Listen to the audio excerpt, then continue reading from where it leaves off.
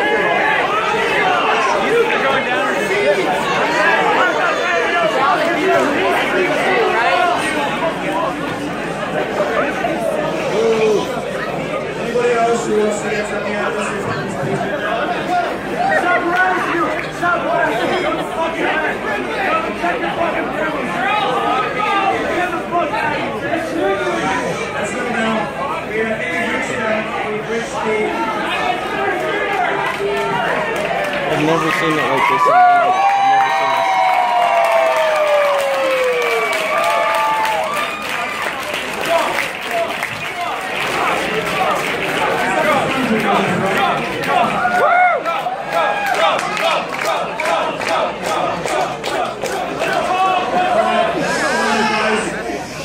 Thank you.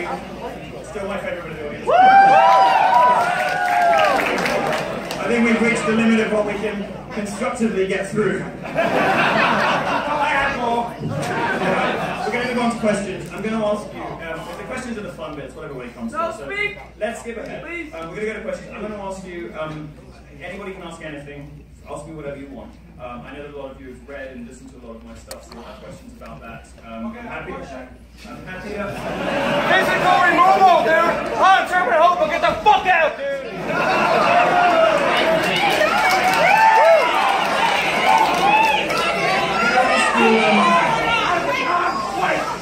I'm going to ask you, Let the retard speak. Come on. Let him ask you questions.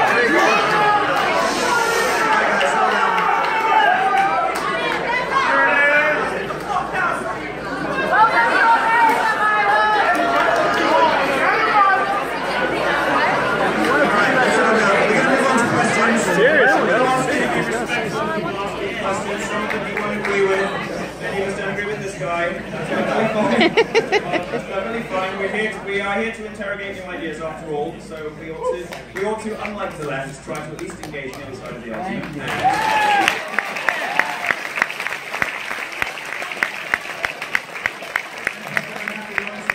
I noticed when they were asked questions, they left the room. So let's move on to the questions. I'm going to ask you.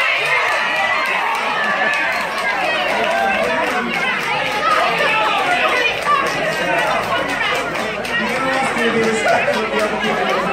just scream at people who disagree with you, right? That's how you handle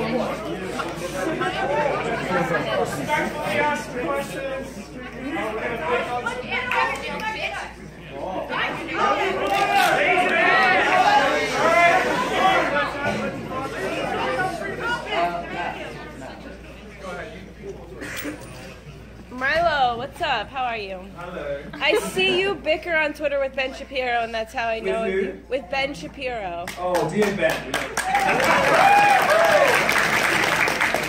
Very short, but long. So my question is, Yeah. how can you identify as being gay? Sure. Well, I think homosexuals are natural libertarians.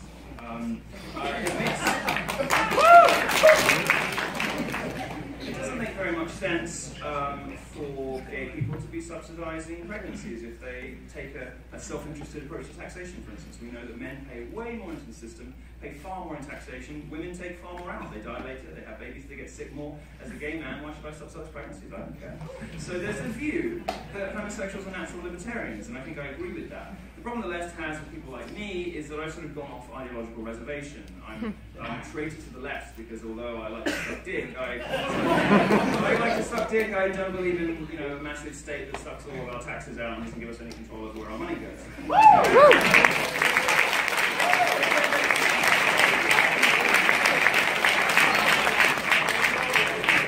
These views are considered dangerous, hence the name of the talk, because the left can't get me on any of their usual argumentative strategies. Now, normally when you hear somebody complaining about feminism or the wage gap or whatever, the normal response of the left is to try to delegitimize the speaker rather than attack the argument. So they'll call him a bigot, they'll call him a misogynist, they'll call him sexist. They can't really get away with that with me. Simply because I don't really care about them one way or the other. I don't want to fuck you fat or thin, ladies.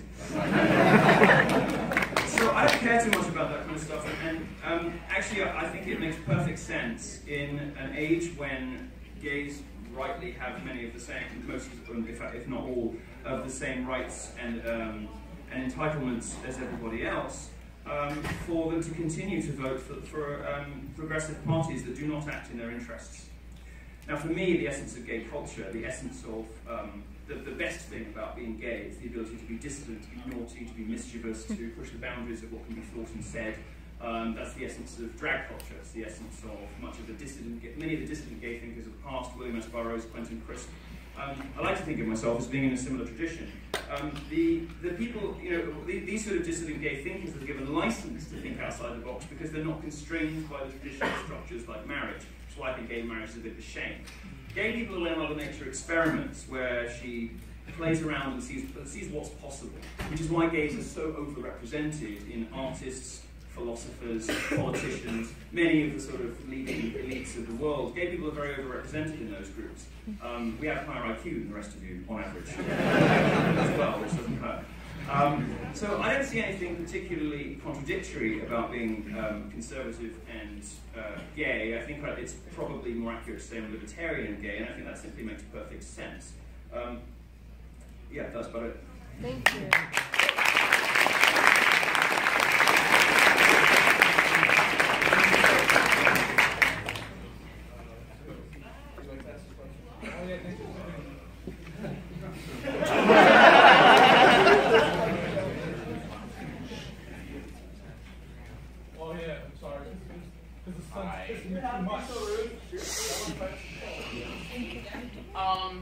Hello. Also, I suppose fellow gay. Hello. Honey. Do you have a question not related to your identity? Yes, actually. Regarding political correctness, I've always understood it as, I suppose, a historically marginalized group wanting to control how or what they were called. Mm-hmm. Like, I'm a black man. Oh, good. However, beforehand, until very recently in our history, there were a lot of other words that I could have been called. Mm-hmm.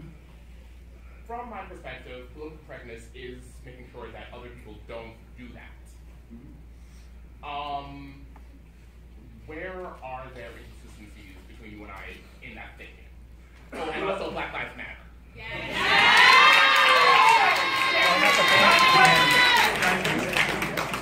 So I think the differences between, there are three related terms here that I don't think have very much to do with one another. There's courtesy, there's racism, and there's political correctness. Now, courtesy describes a set of codes that we all use to navigate the world successfully and to communicate with one another. The reality is that we're all a little bit sexist and we're all a little bit racist. Everybody is to a larger and lesser extent. Now, the left believes that you can stamp that out by policing language. They think that if you change the words you use for things, that you can change reality. Well, you can't. You can't make people unracist by banning the N-word. You can't stop people being homophobic by banning school children from using the word gay in the playground. That's not how it works. So the purpose of a civilized society is for all of us to enable all of us to live together in harmony, to communicate with one another, and to successfully build businesses and have interpersonal relationships with one another, despite our limitations and our bigotries, and not to try to stamp them out. Now, that's what we call courtesy or etiquette and politeness. Racism is something different. The N-word is racism. That doesn't really fall into that bucket, which is presumably the main word that you were referring to. Political correctness is something a bit different. Courtesy and consideration, politeness, etiquette, we use to navigate the world so as not to run up against other people unnecessarily. We use it as social lubricant. But political correctness is a bit different. Political correctness seeks to reduce the scope of acceptable thought and language in order to guide discussion in a particular ideological direction. So when, for example, feminists want to ban particular words, or political correctness takes on its other weird manifestation, enables you to say what are effectively bigoted and racist things about particular groups, like the straight white man of mythology, who, according to all the data, is doing really badly, according to the media and liberal groups on campus, is ruling the world. The patriarchy is not doing a very good job. Because young white boys are being thrown on Ritalin and Adderall when they're in school, at college, they're subject to consent classes that tell them they're all potential rapists. When they get into the workplace, they're 2-to-1 discrimination against in STEM fields. Women will get jobs just for being women. If there is a patriarchy, it's not doing a very good job. And political correctness seeks to hide these things from us. It's a kind of elaborate form of lying, which uses language in order to close off certain avenues of debate. Now, no one's going to argue with you, sir, that nobody should be using the N-word, but there are all sorts of other things that go on that are designed to limit the acceptable bounds of speech and thought. And that's, for example, the trigger warning and safe space culture. That is political correctness in action. That's very different from what you described. So that would be, I think, where we differ if we differ.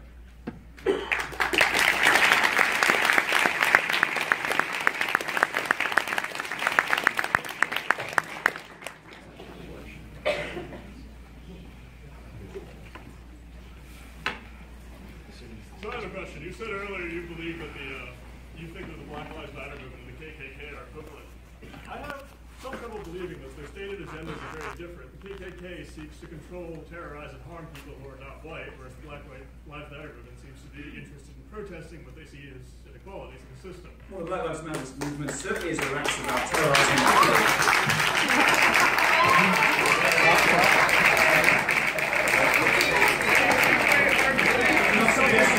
I'm not suggesting I didn't actually call them equivalent. What I said was the world they want looks quite similar. In terms of the segregation they want, the sort of racial divisions they like to see.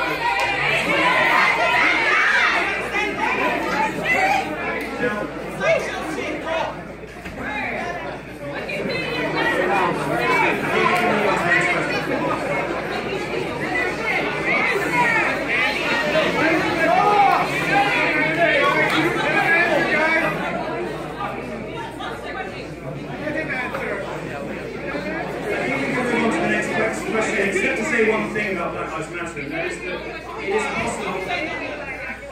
I'll say one more thing about Black Lives Matter. Quiet!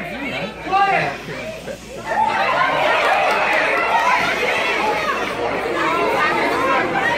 Shut the fuck up! Shut the fuck up!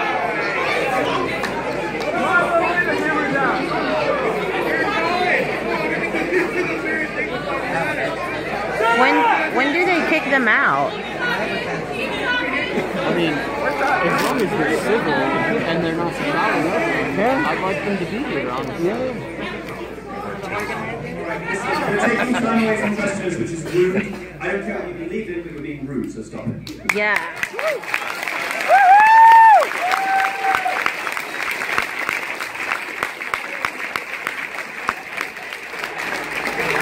That courtesy we were talking about earlier, remember? I think it's possible that, as I do, that black people have some valid grievances in this country, that the legacy of slavery is still with us, that black people deserve some restitution, they still are owed something. It is possible to believe that, and yet at the same time believe that Black Lives Matter is not the answer. That's what I think.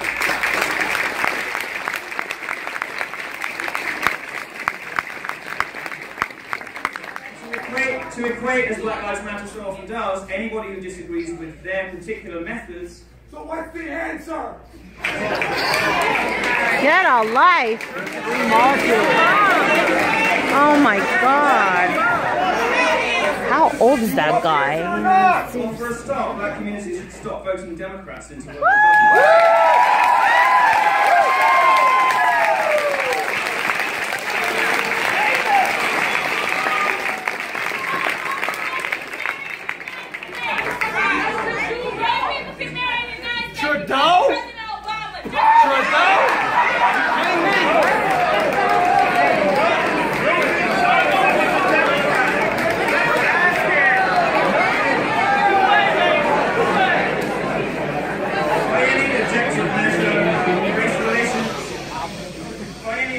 Measure race relations compared to when Obama came into office are a disaster. Yeah. Obama has done nothing.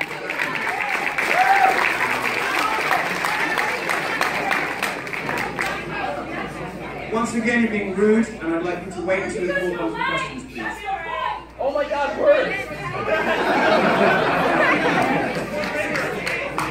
Tumblr is not a credible source.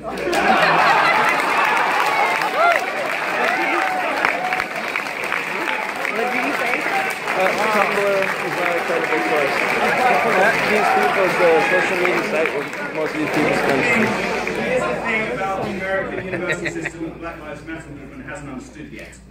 And it is that if you go to somebody with an open mind, intellectual humility, and you ask them to have a discussion with you, you present your version of the argument, you present the facts, and you ask them for a calm, mature discussion, the chances are they'll listen. And the chances are that you'll be able to reach an accommodation. The chances are that at least you will have a good idea of what the other person believes. Black Lives Matter prefers to simply shout until the other person goes away. I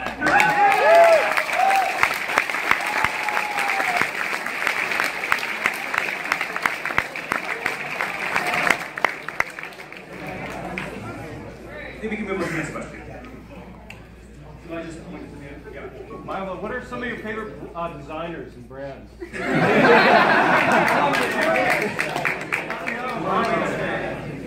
I'm in New Linwood today, which is a very fine British tailor on Jermyn Street. If you have a chance to go to London, it's just behind Fortnum & Mason, which is our fanciest department store, possibly after Harrods. Harrods are a bit tacky these days. Other than that, Ralph Lauren, one of yours. And, I don't know, probably, who's my favourite? Maybe, yeah, maybe Armani. Okay, next question. Thank you. Okay, something like that? Yeah. Milo, what do you think can be done about the refugee crisis in Europe? I don't hear much talk about it or anything, and especially in the States and some of my classes. Yeah, you're relatively well insulated from the consequences of mass Muslim immigration in America because we haven't had any yet. In Europe we have, and we've seen some of the results. Now, the argument that is sometimes made about, for example, Britain is that it's a melting pot, that it has always been a nation formed by immigrants, and to an extent that's true, but there's been one unifying factor in England's history which no longer obtains. And the unifying factor was a set of values that Britain exported to the rest of the world, including America. In fact, America has taken those values and taken them up to their fullest, highest, and most perfect expression. The values of freedom, of democracy, of property rights, the freedom of speech. You guys, by and large,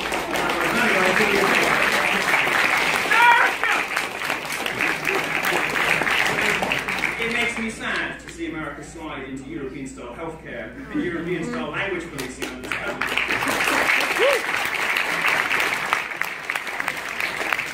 Because what makes America great is that it took the values that Britain didn't invent, but it did export successfully to most of the world, and turned them into, almost the perfect experiment in democracy and the perfect experiment in freedom of speech. Nowhere else in the world has the sort of free speech protections that America has. You should be very lucky. You should feel very lucky there is a safe space in America. It's called the United States. It's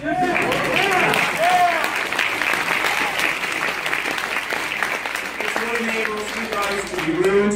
It's what enables you guys to be awesome. It's what enables all of you to say what you feel, how you like. And that safe space, which we call America, is the best distillation of those values. Now, the problem is that those values are under threat in Europe, and the threat that they're coming under is from radical Islam. Politicians have lied for generations, and the media has lied for generations to voters about what exactly mass Muslim immigration would mean. I wrote a column saying, as a gay man, I'm relatively terrified of it, because I've seen what happens in Germany, seen what happens in Sweden. In Sweden, government officials said that gay people were being unnecessarily provocative for having their gay pride march go through a predominantly Muslim area. Extraordinary. Well, actually, that's the point of gay pride. It's to stick two fingers up at reactionary, bigoted, backward cultures.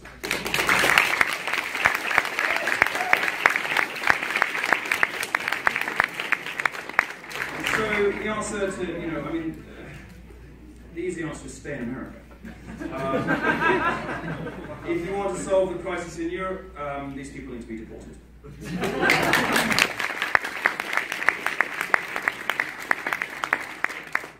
Next question, please. Who's next? I promise this one. Okay. So, like, for the radical feminists, the feminists, before they got the narrative, they actually had some things going wrong with them, and then when they actually did get the narrative and they got into government and did all the things, they won, and now they had to go quit their job and actually get a actual paying job or marry a rich person, right? So then, what's the question, sir? That's my question. Anyway, so where the men's rights movement is going to do the same thing. It's going to do the feminist thing, going to get in government, passing laws, getting the narrative.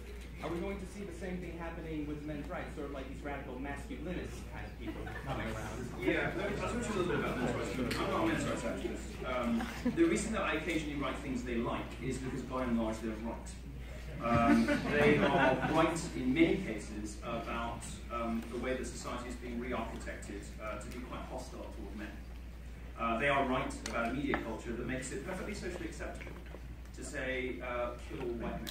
It makes it perfectly socially acceptable to say the most appalling, bigoted, nasty, spiteful, vicious things about men, and for the most part we're men, so we can take it, that if they were reversed the other way would be considered the most appalling sort of sexism. Now, the media has created an environment in which it is open season on men. And for the most part, men being stoical creatures have sort of just put up with it. It's reached fever pitch now, it's reached such extraordinary proportions that even women are giving up on feminism because they realise that it is a poisonous creed that pushes the genders apart.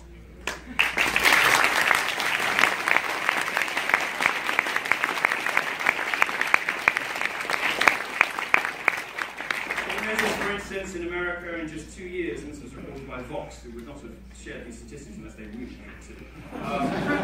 In just 2 years, the number of American women identifying as feminists went from 28 to 18%. In the UK, it's even lower because we're far more sensible than you. The number of women who identify as feminists in the UK is a beautiful 7%. So yes, still good on that.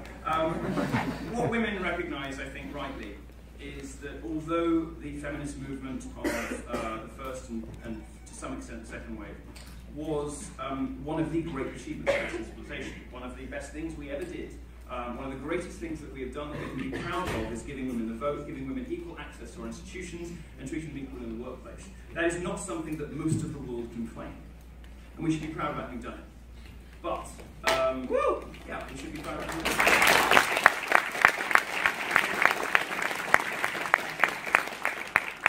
Because, I mean, it seems slightly silly to congratulate ourselves on giving the women the vote, and that's precisely my point. It seems obvious to us. It isn't in most of the world. And just like free speech isn't obvious in most of the world, just like many other things that we take for granted aren't obvious in most of the world. The problem with modern intersectional feminism is it's become, as Christina Summers likes to say, a sort of female... Yes, she's one. Yes. By the way, I don't know how many of you travel regularly, but Christina and I are going to do a joint lecture on feminism in Minnesota. It's called Calm Down. So it's the 17th of February, so we'll want to hear us more specifically on those issues. The problem with modern intersectional feminism is, as she says, it's become a sort of female chauvinism, where almost a kind of female supremacy, where men are routinely vilified and ridiculed. The men's rights movement has correctly identified this phenomenon, and they're the men who don't just stoically put up with it, because they're the men who recognise this generates some problems. It generates some problems if you have a child who you can't see. It generates some problems if you divorce somebody and, for no apparent reason, lose half your shit. Sometimes these days are right. It creates some unfairnesses. Women cannot at once shriek at men for holding doors open for them, and at the same time demand the sort of courtesy and consideration that we have, for example, enshrined in our tax code, where they get to pay much, much less in and take much, much more out for no apparent good reason. So the men's rights movement, from my perspective as a gay guy, mostly right about things. Now, I don't particularly like the tenor of a lot of the conversations they have, but consider this. Men have been told for 30 years by feminists that women want to be treated just like men, that they're just the same, they're exactly the same, there's no difference, any difference between genders is socially constructed, women are just as tough and just as able as men. In many cases they are, but in many cases they're not as tough as men. And in many cases, women actually are sensitive creatures, and what feminists have done is sort of beat out chivalry from the public square, which I think is a shame. They've encouraged men to treat women not as precious objects to be worshipped, but rather as combatants in a culture war. I don't think that's healthy. And when feminists tell men, treat us just like you treat each other, well, that's what the men's rights movement does. Because taunting is how men bond. If you ever been to a locker room, which I have, I've been to a locker room here. If you've been to a locker room on a sports pitch or taken part in any kind of competitive sport, you will know that taunting is one of the ways men bond. Well, men can cope with it, women very often can't. I debated a professor on this on Sky News who admitted very readily that women do cry more often. Yo, shut up! We get it!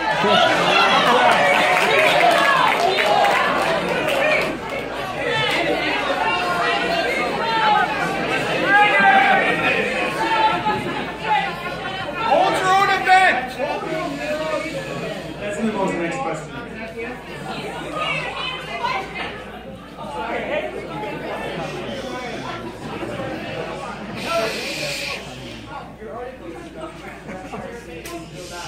Yeah.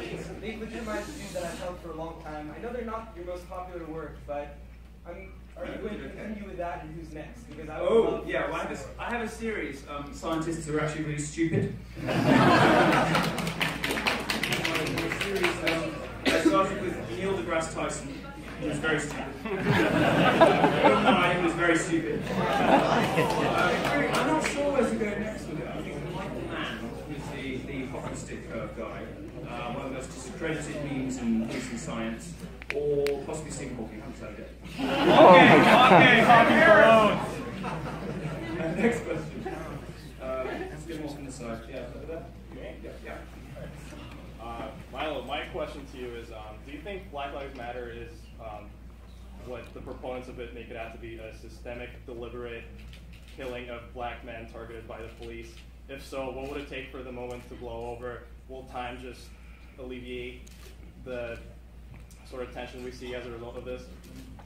It's very obvious that the approaches so far haven't worked. I understand why black people in this country are angry. They deserve to be. They're right to be angry. But the sort of racially divisive, hateful, intolerant, yell until they shut up and go away, intimidatory tactics of Black Lives Matter are very clearly not the way to repair tensions between the races. You don't fix a society and enable people to work together and be happy together and live, love, and prosper together by driving division between the races, and that is the effect of Black Lives Matter.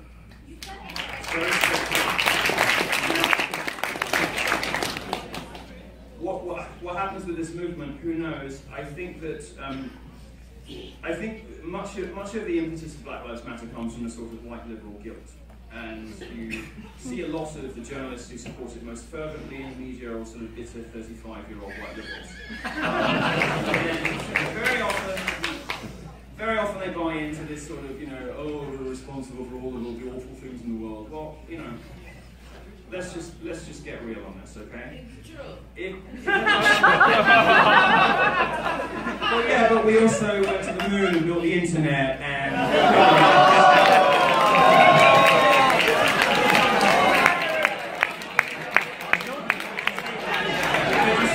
You see that kind of one-upmanship is precisely what Black Lives Matter is designed to create, and I don't believe that's the way to have a dialogue. I don't believe that's the way for us to heal.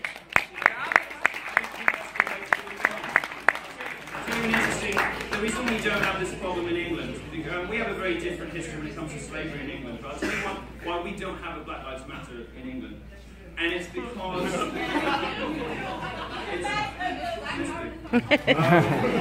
it's because the majority of black people who came into England originally, Afro-Caribbeans, came with the same set of values that many of the white locals had. They believed, many of them had gone to English schools. They believed in some of the same values British people had, and this is one of the reasons why, in Britain at least, Caribbeans have some of the highest rates of interracial marriages of any group in Britain. Because the black people. How did they get to the Caribbean? Sorry? How did they get to the Caribbean? You what notion? Couple Europe slavery. Gosh, you're gonna be mad forever. You're gonna live mad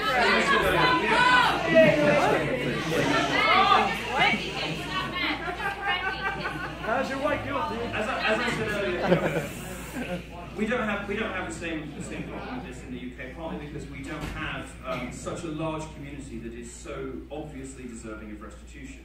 My suggestion is that black people should stop voting for Democrats. I said that earlier because that clearly hasn't worked. All the racial tensions, all of the overflowings have happened in Democrat-run cities, and they've happened because black people vote badly.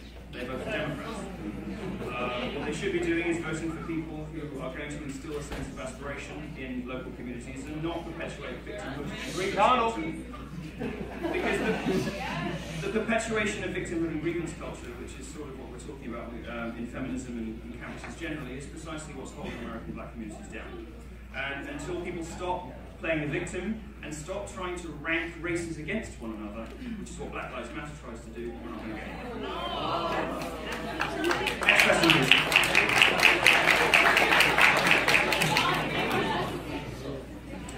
The only time I want to be up against the black man is after 11 p.m. The only time I want to be up against a black man is after 11 p.m.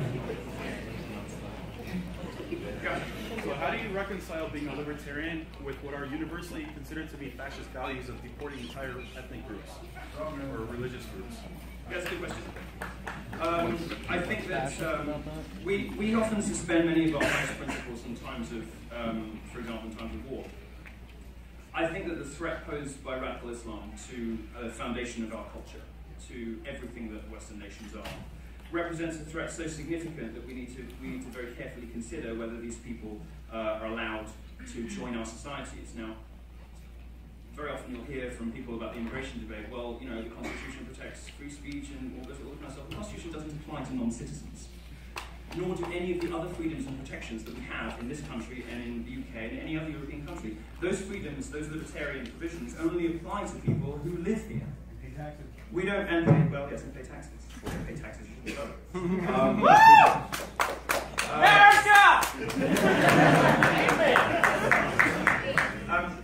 We are not under any obligation to import barbaric, backward cultures, which suppress women, which discriminate against homosexuals, which are the genuine patriarchy, if there is one anywhere in the world. It's not on American college campuses, it's in Raqqa. We're under no obligation to import those people into our communities. I'm a libertarian insofar as I believe that when you live in this country or you live in the UK and you pay taxes and you subscribe to the values of that country, you should be free. You should be left alone and be free to do as you want. That doesn't mean that 5 million people should be allowed to come in who are dedicated to the destruction of our way of life.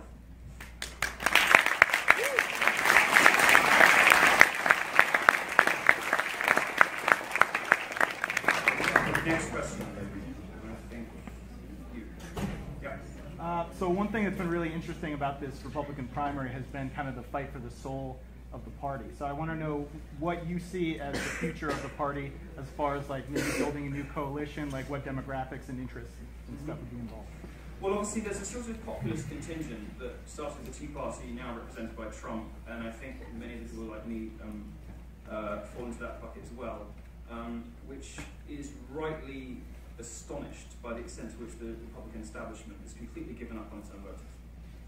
The Republican establishment, in many respects, simply does not reflect America anymore, doesn't represent its values, doesn't represent its voters, doesn't speak to its voters, and in some cases even actively dislikes them. You get the sense very often from people like Rick Wilson, this Republican activist, and from much of the old press, that Republican voters, that when they seem to treat Republican voters like liberals used to treat Republican voters, like they were backward bigots, like they were, you know, hillbillies in pickup trucks. Anime porn. Guns and religion. I'm sorry? Anime porn. Well, indeed, hentai. They have tentacles.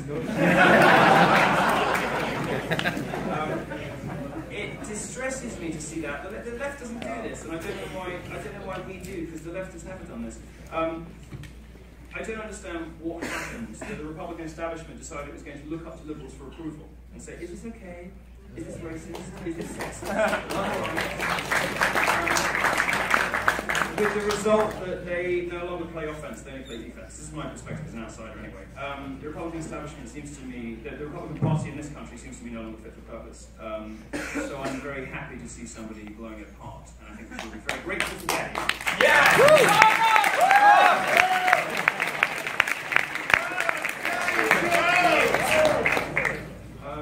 Next question. I'll come off the back end of it. With the new changes that they're proposing for Twitter, coming back to the free speech, where do you see that going? Because it seems like they're better than takers. Yes, I was greatly humiliated recently by Sweet Milo! I was greatly humiliated recently by having my verified badge on Twitter taken away. It happened because I made one too many jokes about feminism, I think. And perhaps also because I pretended to be social justice editor at BuzzFeed.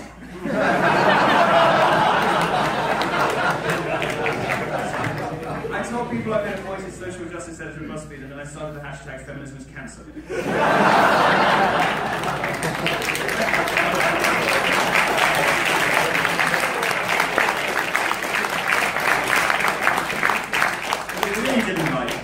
I started a poll, and it said, would you rather your child had A, feminism, or B, cancer, and cancer won.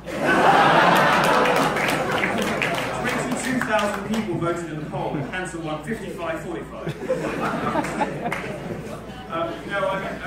Twitter is using a mechanism which is designed to protect public figures from impersonation as an ideological slap on the wrist. It announced today, in advance of its earnings call, it's expected to well, who knows? I mean, anything could happen, but the company is in free fall. The stock price is in free fall. Investors are concerned about three things in Twitter. They want to know, they want transparency about the product roadmap, which means they want Twitter to tell the truth and stop making arbitrary policy decisions like, you know, this kind of opinion is not okay anymore. They want user growth of the kind that I want. And they want engagement from their power users. Well, all three of those things are sort of blown out of the water by taking my verification badge away, which is a very clear signal to conservative media that any of them could be next.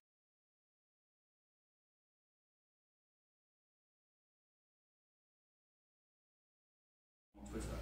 And you can see very clearly from the people they have appointed to their Trust and Safety Policy Committee today exactly what Twitter's priorities are. They include, far-left intersectional feminists, all manner of progressive organizations designed to shut down speech, not to open it up. Jack Dorsey has no idea what free speech means, and he doesn't know who the bad guys are. So Twitter is dying, and it's dying because progressive politics are bad business. It's dying because it doesn't reflect the way people actually have conversations. It punishes people for jokes, punishes people for wrong think, punishes people for being conservative. And as a result, the platform is dying, and the people who like it the most, the people who, the feminists and the activists who think Twitter is their playground, are going to be very lonely in 2 years when the rest of us are gone. So let's start making your preparations now, because it's not going to have the same influence it does today in 2 years, if it's even around. But most likely, now the share price is dipped, I'm getting a bit off. place here. But now the share prices, if you really care about this, because I'm a technology editor, so I know a little bit about this. Now the share prices dip below 15, it's likely that there'll be some kind of fire sale, so Microsoft might own next to Next question. Up the back, maybe. Me? Yeah. Okay. I'm just guessing, but I say yes. So my question is about your characterization of the Black Lives Matter movement. Now, you characterize them as sort of divisive, antagonistic, loud, etc. Have you ever now? They've made that clear themselves this evening.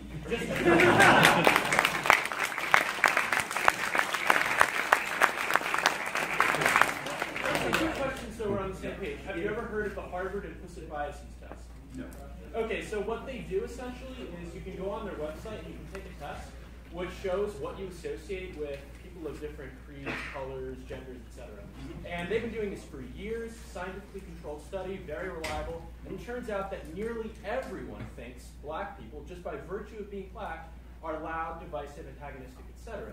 So to me, what that tells me is that, you know, they're probably not, and we just perceive them that way for whatever reason. So my question is, why are you so confident in your assessment of Black Lives Matter when almost all the scientific evidence shows us that we misinterpret black people? Well, that's not what the study of the scientist said. It says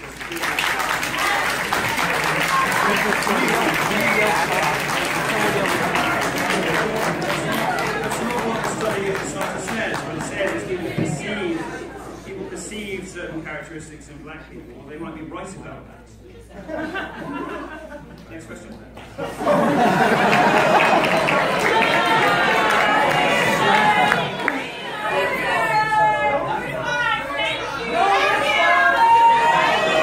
I gave a response when I said. Let it talk. I gave a response when I said unless you believe.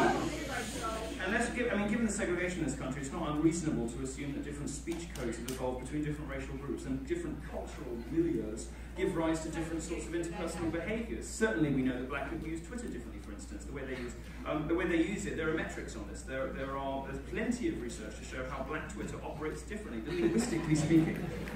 They use hashtags differently. There's no reason to suppose that the results that are shown by this study aren't in fact the case. You know, people perceive black people as being louder because black people are louder. That's possible. It's not racist to say. It might just be a difference. Exactly. Facts don't care about your feelings. Yeah. There you go. I did say that. If you want the fuller answer, which I don't know. Who are the loud ones tonight, though? Another question, please. So, earlier in the talk, two-part question, but they're related. Earlier in the talk, you mentioned something about statistics and rape and how they're not different in colleges. And I'm interested in that because I've been made to believe that I am a rapist when I have never raped anybody. And it's a stigma that I would like to dispel with statistics. In addition to somebody who wishes to want to look at facts, like you've looked at facts, how do we start if college isn't a safe place to look at these types of ideas? Well, distressingly, colleges are not a safe place to examine these ideas because you will get shouted down and you'll get called a bigot, a misogynist and a sexist for examining these numbers. Now, we're expected to believe by the left that American university campuses run by liberals are hotbeds of rape and racism. We're expected to believe that the levels of sexual assault on these campuses are, as I said earlier, comparable to the Congo, where rape is used as a weapon of war. This stuff doesn't stand up to basic scrutiny. It's the result of advocacy research and credulous journalism. I think the smartest thing we can do is rely on the gold standard of statistics, which is the Department of Justice, which say, by the way, it's not great reading, let's be honest with one another. What the Department of Justice says is that it's not 1, 2, 3, 4, or 5 women who are sexually assaulted on campus. It's probably more like 20 or 30. That's something to be proud about, by the way. But certainly we can't fix the problem unless we understand the scope of it. And we can't understand the scope of it if we keep lying about it. And progressive activists have been lying about it for decades. They've shown no interest in correcting the facts when it's clear that they're lying about it. My advice to you, I'm sorry to say, and I'll echo something that Ben Shapiro said at his Missouri speech. My advice to you, I'm sorry to say, at universities, keep your head down and get your education. Because you are in a hostile environment that is not conducive to the open, free exchange of ideas. That is not what American universities look like anymore. I would encourage you to do the best you can to keep your head down, get a good qualification, get out into the world of work, and change the world another way.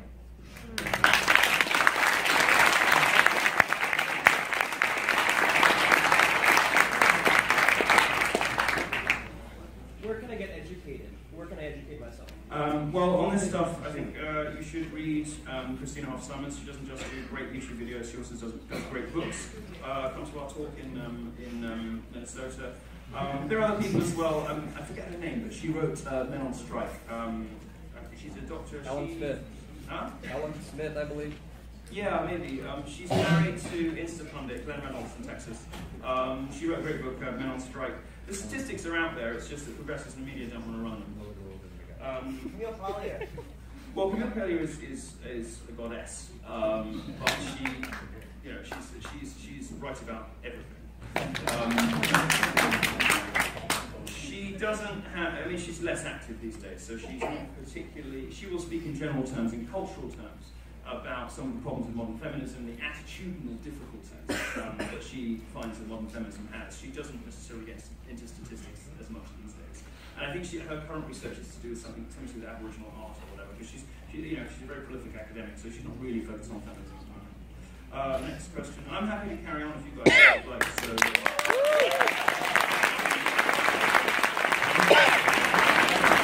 carry on until we get some understanding. Babe, can you record for a little bit? My hand's feeling. Yeah. Milo, you're awesome, first and foremost. All of the narrative about you being a hate monger and full of hate, why is that the narrative that the people who dislike you and your ideas take? Well, it's very straightforward, yeah. Thanks for the question. What the left typically does when you present inconvenient arguments is it seeks to delegitimize the speaker in a variety of ways. It will call them a bigot, a sexist, a homophobe, a misogynist, or whatever. Because what it's trying to do is sort of isolate that speaker and make them socially untouchable. So if you go to one of their talks, there's something wrong with you. If it gets discovered that you're a reader of certain people's columns, you may come in for social sympathy. This is how the left operates. It doesn't like to interrogate arguments, it prefers to interrogate people. So feminism wants to interrogate gender, Black Lives Matter wants to interrogate skin colour, neither of them are very good at debate, neither of them are very good at facts. So instead of... Proving him right. You know what a debate is? I was about to make a point about shouting down, but I don't need to.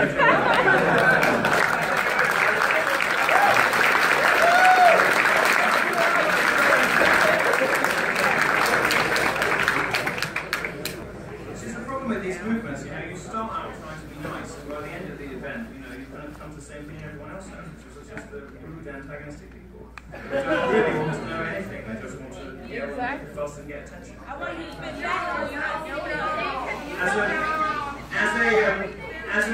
As a professional attention seeker, I'll give you some advice. Sometimes it helps to listen first, so you can respond to intelligence.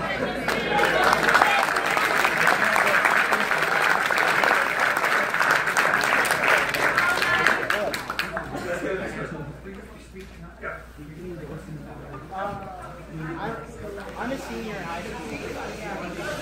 Shut up! Let him talk! Shut up! Let him talk! Let him speak!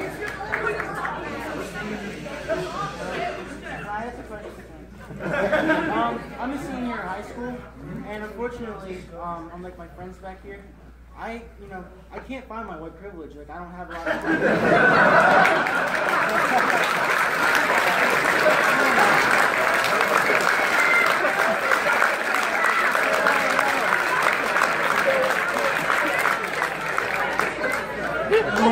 It seems to have gone AWOL for an entire generation.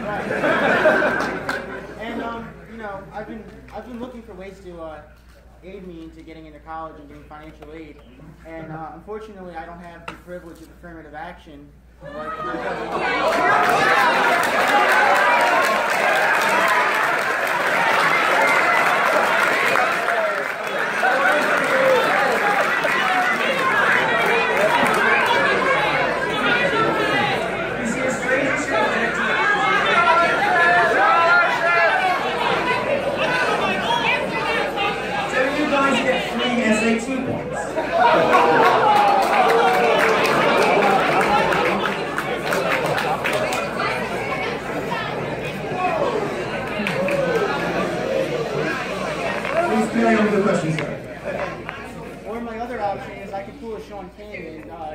transracial and. I too have always believed I ought to have been all that. we may not be able to go the same way as.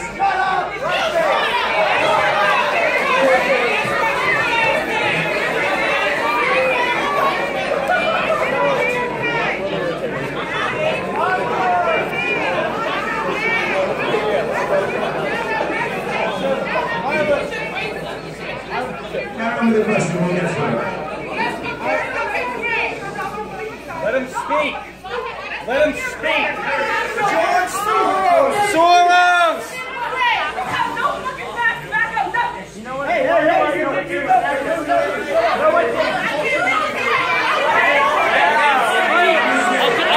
I'll give you guys the money later. Don't worry about it.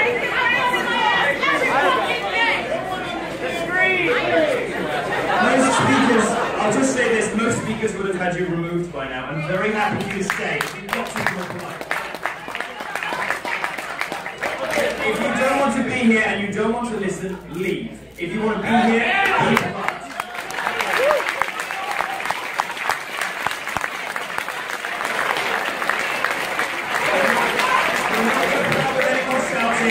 We're not going to put up with any more yelling. We're not going to put up with any more of this. Calm it down or go.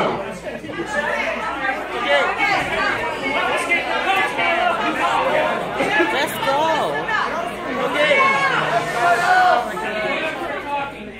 Okay, I would like to learn how I can. Would you please continue your question, sir? I'm close to having these people removed. So let's try to avoid that. Believe me, I'd like to continue. But just you carry on, I can hear you. I would like to learn how I can qualify for the Milo Yiannopoulos the privilege grant.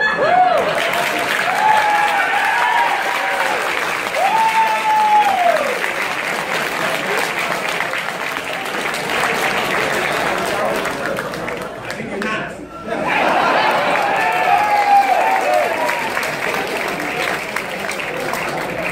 As you correctly identified, there are all sorts of benefits available if you don't conform to the straight white male of mythology stereotype. The government statistics in the UK demonstrate very clearly that the most educationally underprivileged group in Britain is poor white boys. In America, the situation is more complicated. There are problems with black education, deep-rooted problems. That's not something I felt that I was qualified to address. What I can do,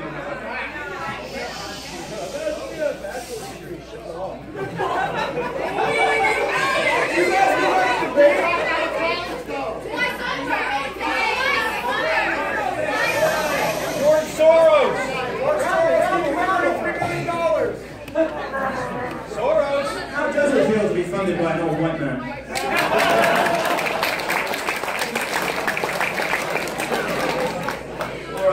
What I felt I could help with was a group that here too is suffering. And I don't think we need to get into league tables of oppression like the left does, because it doesn't take us anywhere helpful.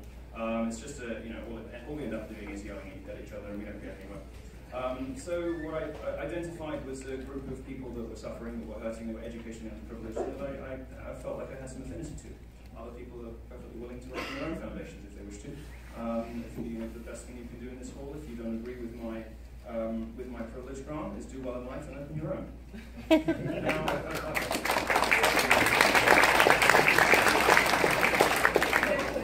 Certainly if you're a woman in the audience, you are a white, Western, middle-class woman, you're the most privileged group in the history of civilization.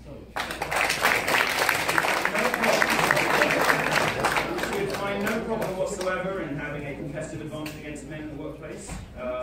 In fact, many of the statistics suggest that women under 40 earn more than men now for many jobs, and you have a competitive advantage going for those jobs. You should be able to do great in life and start your own foundation. So if you don't like it, you can do your own.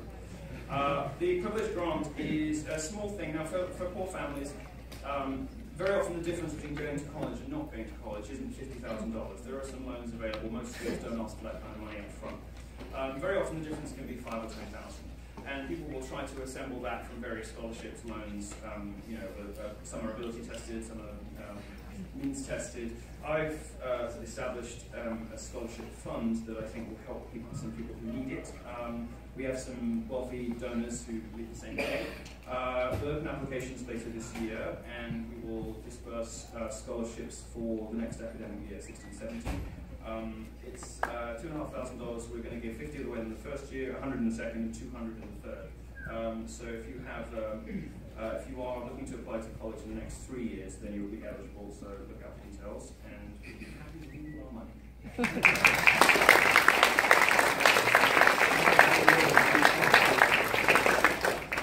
Next question, please. Let's do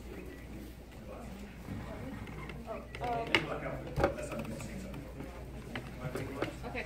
Yeah. Yes, Okay. sorry, First, your hairline looks fantastic tonight. You're welcome. As a white middle class woman, I had to comment. Vietnam up here.